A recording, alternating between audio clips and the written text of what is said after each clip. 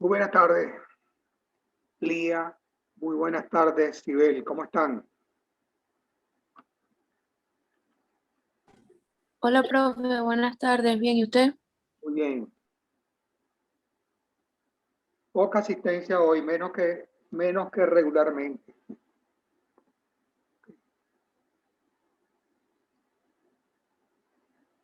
Patricia, buenas tardes.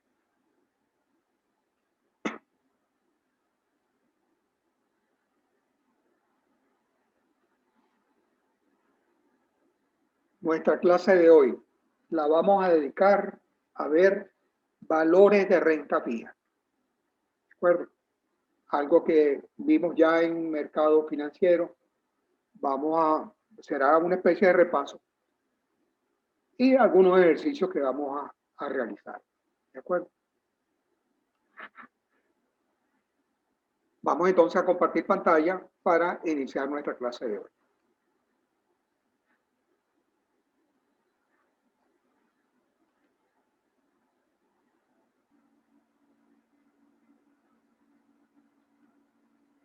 En nuestra materia nos falta por tratar, como materia de clase, digo yo, el tema 6. Vimos ya el tema 5 referido a las inversiones, referido al proyecto propiamente dicho. Y vamos a ver ahora valores de renta fija y valores de renta variable. ¿Ok? Seguramente le dediquemos la clase de esta semana y la clase de la próxima. ¿De acuerdo? Ok, entonces vamos a tener la parte teórica combinada con la parte de ejercicio. Cuando hablamos de valores de renta fija, estamos hablando de aquel tipo de inversión que está conformada por activo financiero, en la cual el emisor se encuentra obligado a pagar las cantidades comprometidas al término y condiciones convenidas previamente. ¿Qué significa esto? Esto significa que un señor que tomó prestado recursos, los convirtió en un documento o en un cierto activo, vamos a llamarlo así, activo para el que lo compró, pasivo para él, puede ser un bono, por ejemplo. Entonces él se está comprometiendo desde un principio a pagar a su vencimiento tanto el dinero que tomó como las condiciones como a las cuales se comprometió. Si se comprometió a pagar los 5 días de cada mes, a los 5 días de cada mes tiene que pagar a los 5 días de cada mes. Si se comprometió a pagar intereses anuales, semestrales, trimestrales, él tiene que pagar esos montos fijos en la forma en que acordó. Si tomó recursos para pagarlos de una sola vez a la vuelta de 5 años o a la vuelta de 10 o trimestralmente, a eso se está comprometiendo. A eso que se comprometió tiene que respetar. ¿De acuerdo? En cierta forma, hay lo de fijo, viene por esto que estamos hablando. ¿No es cierto? Porque las condiciones ya están establecidas. Debe haber muy poca variabilidad entre lo que él acordó y lo que él va a pagar. Ya lo vamos a ver también que puede existir una cierta diferencia en algún caso. No digo que todo. ¿Okay? ¿Qué tipo de valores de renta fija se conocen? Mira, podemos distinguirlos de dos tipos. Uno, lo que son de corto plazo y otro, lo que son de largo plazo. ¿Ok? Entonces, estamos hablando de letras del tesoro, que son valores de corto plazo, valores con vencimiento en el corto plazo, y los bonos, que son valores con vencimiento en el largo plazo. Las letras del tesoro son unos instrumentos que utilizan los gobiernos, fundamentalmente, pues a lo mejor puede existir otra gente que los emita, pero los gobiernos que tienen que pagar todos los meses, tienen que pagar una cierta cantidad, por ejemplo, cuando se trata del pago del personal, ellos dividen el presupuesto anual en 12 partes y cada mes tienen que pagar una cuota aparte. pero los ingresos del Estado, los ingresos del gobierno, los impuestos no llegan de la misma manera. No llegan distribuidos, los impuestos del año no llegan distribuidos entre dos. Aquí en Venezuela, por ejemplo, uno de los factores más importantes, uno de los elementos, componentes más importantes de los ingresos tributarios son los que vienen a través del impuesto sobre la renta. Y el impuesto sobre la renta, su parte fundamental, se paga en el mes de marzo. ¿Qué hace el gobierno cuando tiene un enero y un febrero relativamente con pocos ingresos? Se financia con la banca, se financia con las instituciones financieras, emite unas letras del Tesoro que tienen un vencimiento, por ejemplo, de 6 meses. Toman financiamiento para pagar enero, febrero y marzo. ¿Es así? Pongamos a los trabajadores públicos, a los empleados públicos, y luego, pasados esos meses, ellos pagan, devuelven a la banca el dinero que tomaron. No solo, por supuesto, que no solamente es para pago de personal, puede ser para cualquier otro concepto que esté formando parte del presupuesto. Entonces, letras del Tesoro, valores de vencimiento en el corto plazo, que los utilizan los estados.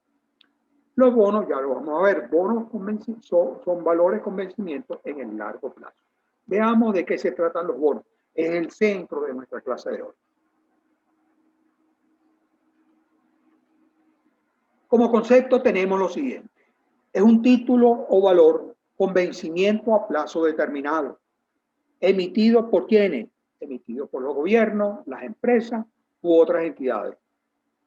Este valor, este título, otorga a su poseedor el derecho de percibir tanto los intereses o una renta fija y el reembolso de capital, el reembolso del principal en el momento que está convenido. ¿No es cierto? Parcialmente, totalmente, un pago único, o sea, de acuerdo a cómo esté establecido, de acuerdo a cómo fue contratado. ¿De acuerdo? Entonces, es un título o valor que tiene un vencimiento. ¿Así? Y este vencimiento es de largo plazo. ¿Y quiénes intervienen ahí? O sea, ¿quiénes son los solicitantes o quienes emiten estos bonos? Los gobiernos, las empresas, fundamentalmente. Veamos qué modalidades nos traen estos bonos. Vencimiento. Pueden ser emitidos dentro del largo plazo, pueden ser emitidos a distintos plazos. Pueden ser de corto plazo, igual a un año, vamos por caso, mediano plazo, menor de 10 años y más de un año, y largo plazo, cuando son superiores a 10 años. ¿Okay? Venezuela, por ejemplo, tiene varios grupos de bonos. Siempre en este país, bueno, a partir de un determinado momento, se comenzó a financiar el sector público con bonos, porque los recursos de un determinado año no alcanzaban para financiar fundamentalmente, las obras que estaban programadas. Se dedican fundamentalmente en el Estado, los gobiernos lo dedican a obras. ¿Ok? No necesariamente siempre ha sido así, pero hubo una buena parte para obras. Financiamiento del Metro de Caracas, financiamiento de Guri, financiamiento de Sidor, financiamiento de muchas empresas básicas, acueductos, pongamos por caso, obras eléctricas, infraestructura, proyectos de manera general se han financiado con bonos de la deuda pública, pongamos por caso. Las empresas privadas también lo hacen, utilizan esta fuente de recursos para expandirse, para incrementar su producción, ¿no es cierto? Para incrementar sus inversiones, para realizar inversiones. Entonces, pueden ser emitidos a diferentes plazos. Aquí hablamos también de convertibilidad. Convertibilidad significa que los bonos estos pueden ser simplemente un bono, un pasivo que contrató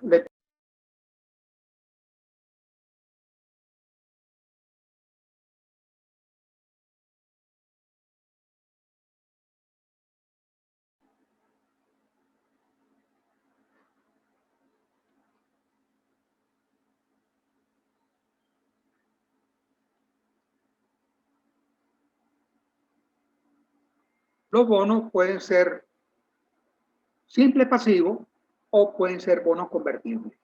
Depende de las características, las cláusulas bajo las cuales se emita un bono. ¿No? Así, desde el principio puede ser convertible, por ejemplo, acciones preferidas. ¿Quiénes serían los demandantes de este tipo de bonos? Aquellos que están interesados en participar como accionista en una determinada empresa. ¿No es cierto? Entonces, podemos decir que son convertibles en acciones preferidas o no convertibles. ¿De acuerdo? La convertibilidad de un bono en acción, yo entiendo que es un privilegio, es algo adicional que está recibiendo el que compra el bono. Piensen ustedes que quién debería pagar una tasa de interés. O sea, ¿qué bono? O sea, la remuneración del bono. Dos bonos, la misma empresa, ¿no es cierto? Igual riesgo.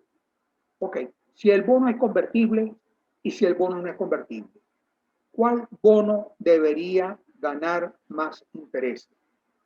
Las tasas de interés deberían ser iguales para ambos bonos, teniendo uno pudiéndose ser convertible y el otro no.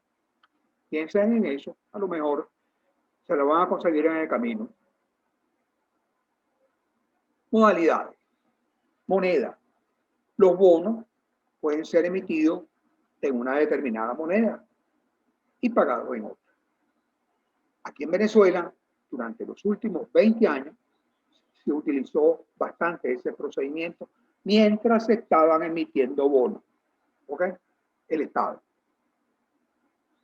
Así contrataba bonos el usuario, el comprador, el inversionista pagaba en bolívares.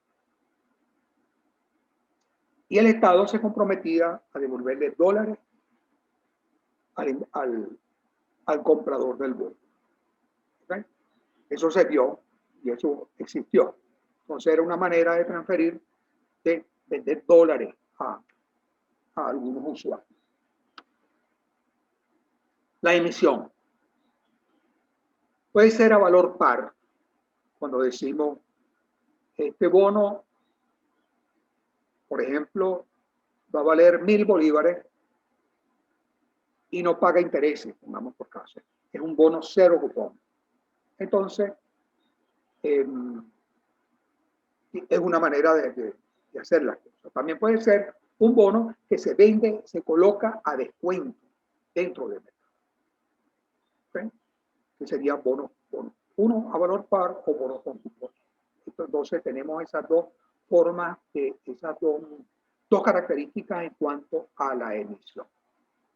El primero de ellos, así, cuando es sin cupones, el bono se coloca por debajo de su valor. De esa manera, quien lo compre, no es cierto, lo está comprando al 90%, pongamos por caso, y cuando le vayan a pagar a él le van a pagar el 10%, el 100%. Entonces, digo yo, el 90 contra el 100, ahí vendría el rendimiento, lo que se estaría ganando el comprador del bono. La amortización. La amortización puede ser parcial. Se nota más en las emisiones que son de más largo plazo. ¿No es cierto? Pero puede ser parcial y puede ser un pago único al vencimiento. No necesariamente va a depender del monto, no necesariamente va a depender del periodo de financiamiento. Pueden ser las dos modalidades, pueden darse en bonos relativamente de corta duración, de corto plazo, vamos a llamarlo así, o bonos de largo plazo. O que estén contratando 1 millón o estén contratando 20 millones de dólares, cualquiera de las dos. Los intereses. Estamos hablando de valores de renta fija. Sin embargo, en el mercado, no necesariamente la tasa de interés es fija permanentemente, ¿no? Así vamos a mostrar las tasas de interés que hay. Pueden ser intereses de carácter fijo a tasas referenciales o intereses variables. Desde el principio, a lo mejor, cuando estamos contratando, entonces nos dice el banco, Yo no lo aconsejo que contratemos a tasas variables, pero sin embargo, si es lo que hay, si es la mejor de las oportunidades, ¿no es cierto? Vamos a contratar a precios variables. Pero contratar a tasas de interés variables significa algo de incertidumbre. Significa que hoy lo pueden estar al 8%, mañana al 9% o al 16%. El mismo préstamo, ¿de acuerdo? Al 16%. No pueden duplicar la tasa de interés. Y eso sería para el emisor del bono, sería duro, ¿no es cierto? Que él tenga que pagar, contrató, se metió en este negocio pensando que iba a pagar el 9% y va a terminar pagando el 15, el 16, el 18 o el 12%. ¿No es cierto? Entonces, hay tasas de interés variables. Hay tasas de interés fijas. Entonces, donde nos dicen que usted va a pagar el 9%, e inclusive el 9%, eso va a significar 90.000 bolívares mensuales, trimestrales, anuales. Fijo en términos absolutos, fijo en términos relativos. Esa sería la primera, fijo y variable. Pero hay fijo también a tasas referenciales. Cuando los financiamientos los estamos obteniendo en el exterior, pongo como referencia en el exterior porque ahí las tasas también pueden ser referenciales. Entonces vamos a contratar a esa tasa referencial del mercado más un punto, más 2 puntos, o la tasa referencial solamente. Vamos a contratar a tasa LIBOR, pongamos por caso. Y la tasa LIBOR es, supongamos por caso, supongamos que en Gran Bretaña esa tasa, así que se origina ya en el Reino Unido, es del 5%. Entonces nosotros contratamos al 5%.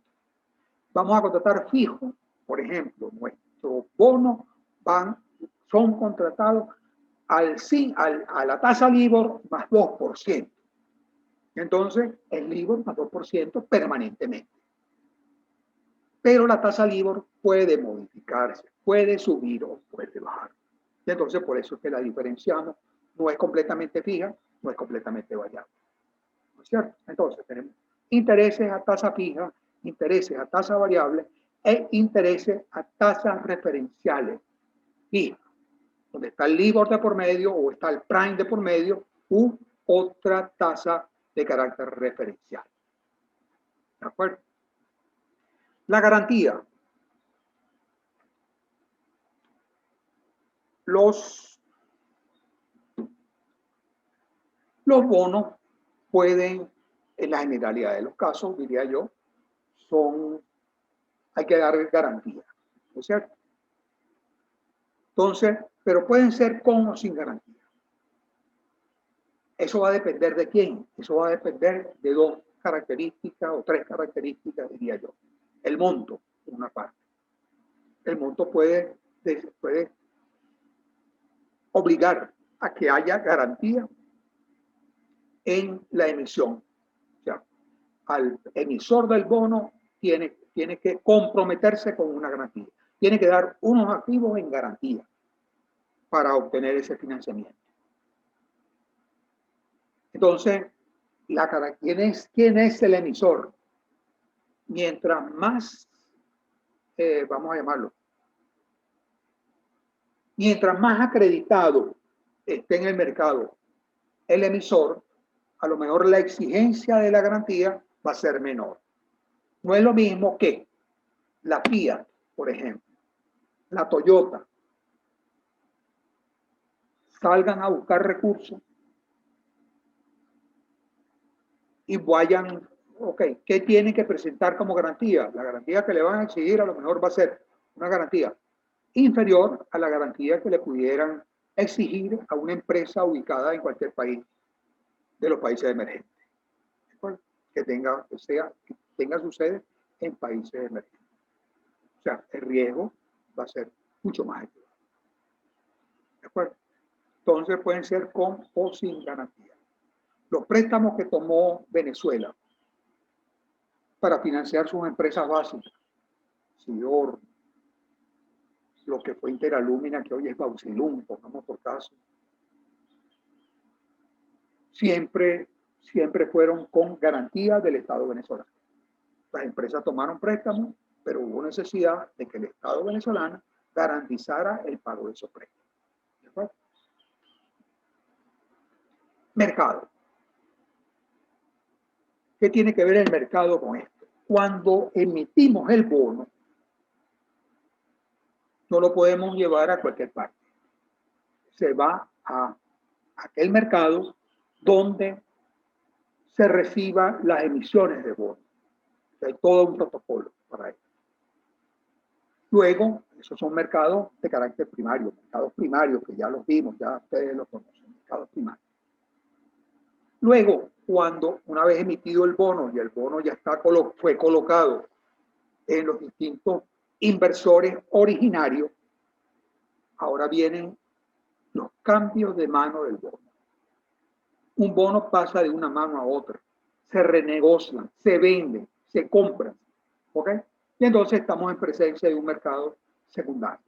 Ese mercado secundario es importante porque permite mejorar la liquidez del inversionista, la liquidez del prestamista, la liquidez del ahorrista, la liquidez del Estado, la liquidez de la economía de manera general. ¿De acuerdo?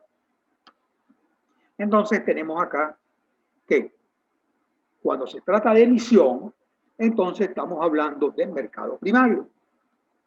Los bonos se emiten en el mercado primario. Y luego, una vez emitidos, una vez que el mercado los tenga, las negociaciones sucesivas se realizan en mercados secundarios. Mercados secundarios que, como dijimos hace un momento, incrementan la liquidez del sistema financiero. Riesgo. Los riesgos que están presentes en materia de bonos son los mismos riesgos, ¿no es cierto?, que están presentes en el sistema financiero. Hay un riesgo de crédito que el emisor del bono no pague, ¿no es cierto? Entonces es necesario, antes de emitir el bono, es necesario revisar muy bien quién lo está emitiendo, porque le tenemos que dar confianza a los accionistas, a los inversionistas. Tenemos que dar confianza a el mercado a donde va a ir ese bono. Entonces, esto se llama riesgo de crédito, que es el riesgo de que el señor no pague, de que el emisor no pague. Hay un riesgo de liquidez. A lo mejor el emisor está solvente, pero en el momento no tiene la liquidez necesaria para pagar. Entonces puede haber atrasos en el pago de intereses, puede haber atrasos en el pago del principal. Entonces estamos hablando, cuando estamos delante de eso, estamos hablando de riesgo de liquidez. Hay riesgo de tasa de interés, hace un momento lo vimos. Riesgo de tasa de interés que opera tanto para el inversionista como para el emisor. Si la tasa de interés sube, ¿no es cierto?, está castigando al emisor del bono. El emisor del bono, ahora que tiene que rescatar los bonos que están en el mercado, porque es su compromiso, que tiene que pagar en un determinado, tiene que pagar ahora más intereses, ¿no es cierto?, por los bonos que emitió. De la misma manera el inversionista, alguien que está viendo, mira, invierto en este bono, porque este bono me está pagando el 10%, y el mercado cambia, el mercado ante una situación como la que estamos viviendo, entonces en lugar de recibir el 10%, que era lo que estaba esperando, va a recibir el 8%, va a recibir el 9.5%, va a recibir el 7%. Cualquier tasa, distinta al 10%. ¿Ok? Ese es su riesgo también. Y además de esto, tenemos el riesgo país, que sabemos que no es lo mismo prestarle a un país ubicado allá en Europa, en el corazón de Europa, que prestarle a un país que está ubicado en el centro del África, está ubicado en el Asia o está ubicado aquí en América Latina. El riesgo país está presente también en la emisión de bonos. ¿De acuerdo? Y se considera cuando se va a emitir un bono. entes participantes en la emisión de bonos. El ente emisor, por supuesto, la empresa que necesita recursos para financiar esas obras, los gobiernos que necesitan también financiar obras u otras entidades. Entonces, estos señores, ¿no es cierto?, son los primeros participantes. Si continúan, ¿quiénes? Los bancos. Los bancos que están organizando, que están ayudando a que aquel ente emisor, ayudándonos no por gratuitamente, por supuesto, es su trabajo, organizar la emisión de los bonos, hacerla creíble, conseguir demandantes de esta emisión, ¿no? Así, presentarle esta emisión con la mejor de las caras al mercado. Ese es su trabajo, tratar de conseguir clientes para estos bonos. Entonces son los bancos participantes. La calificadora de riesgo o los calificadores de riesgo. Hasta ahorita son calificadoras porque son empresas. ¿Qué hacen estas empresas? Estas empresas están estudiando el mercado permanentemente, están estudiando el comportamiento de los países, están estudiando el comportamiento de las empresas. Y cuando decimos están estudiando el comportamiento, están verificando, ¿no es cierto?, la situación económica de los países. Si el Producto Interno Bruto de un país se mantuvo, si sigue en relación con la deuda que el país tiene, sigue siendo igual, si mejoró, empeoró, si las exportaciones, que son la fuente quizás para pagar los recursos internacionales, ¿no es cierto?, se mantienen las exportaciones, caen las exportaciones. Hay un país, por ejemplo, que tenía uno de los PIB más altos de América Latina en el año 2014. Y hoy eso bajó en un 70%. Y tenía una deuda muy importante en aquel entonces. Pero era una deuda muy razonable, acorde con el Producto Interno Bruto que tenía. Pero hoy se mantiene la deuda y el Producto Interno cayó a un 25% de lo que era antes. ¿Qué le pasó en la calificación de riesgo a ese país? A lo mejor ese país estaba clasificado, mira, B. No está malo, B. Es un país que puede recibir préstamos, puede ir al comercio internacional, puede ir al sistema financiero. Es un país que tenga categoría B, es pagador de sus obligaciones. A lo mejor no es AAA, pero es pagador de sus obligaciones. Y de repente ese país que era B, fuera A, se convierte en un país D, un país que no cumple con las obligaciones. Un país que llegó el momento del vencimiento de una obligación y no puede pagar. La calificadora de riesgo está al tanto de esa situación.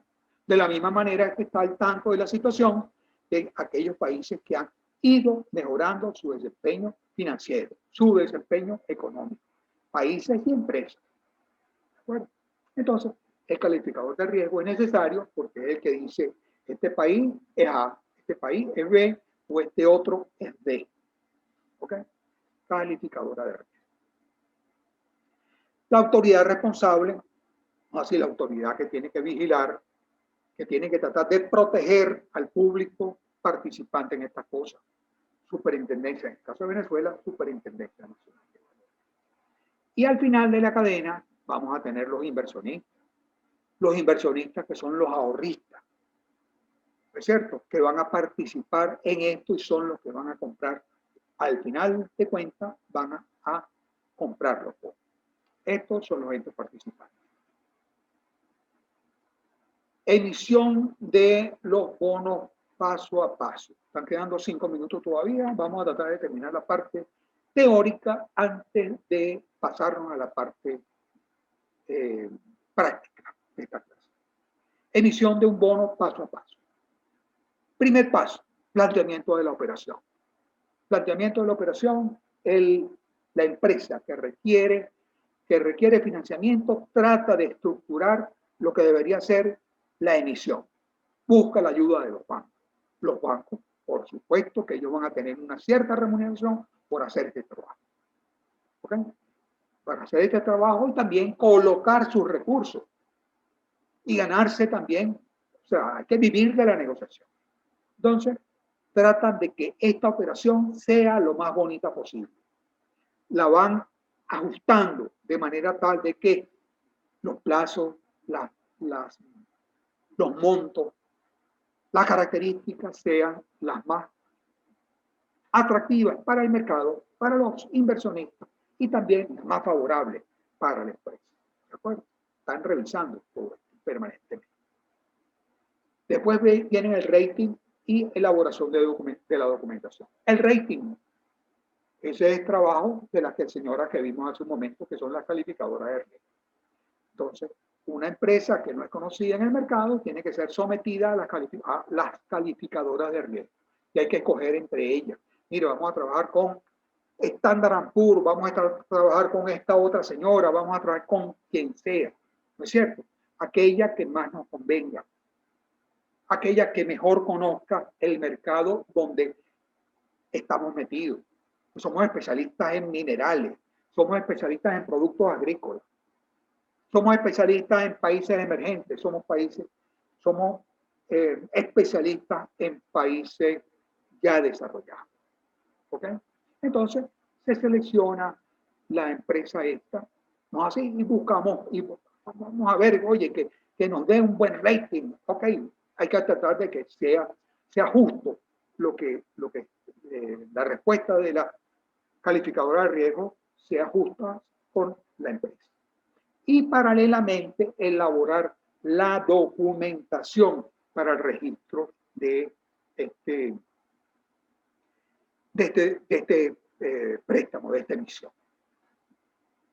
Presentación a potenciales inversores. Una vez que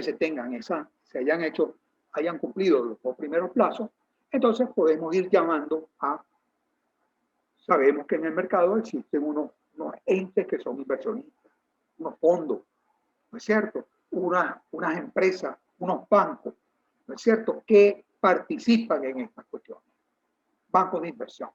Entonces, es presentación a esos señores, presentarle nuestra emisión. El banco, va con nosotros a este trabajo. Si las cosas fueron saliendo, fueron caminando, ya tenemos